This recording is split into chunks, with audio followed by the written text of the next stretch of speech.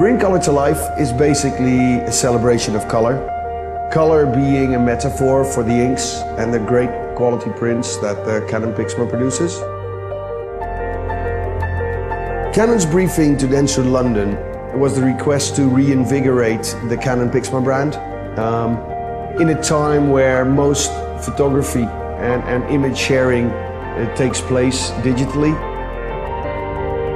Visually, this film is sound sculptures created from paint, using sound frequencies to organically design these formations, these sculptures. Because we're shooting in macro at such high speed, these sculptures become something else, something you've never really seen before.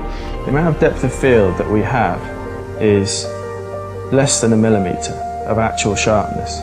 And if you've got this thing that's 4 or 5 feet in diameter, the technical challenge of getting that correct is massive, enormous. I have a huge range of colour combinations that I choose from.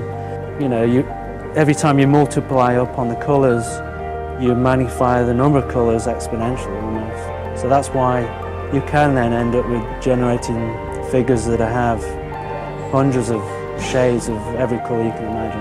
And this rig, which looked very similar to a time machine or something from NASA, as we're shooting at 5,400 frames a second, the revolution on the rotating platform had to be ridiculously fast to get a sense of movement. The way it works is that we wrap a membrane around a small speaker, we place paint on top of the membrane, we put some sound through the speaker, which goes through the membrane, which hits the paint and basically makes the paint jump up.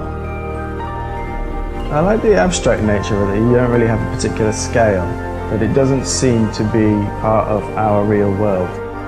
And then within a certain moment, we capture it and we got some beautiful imagery.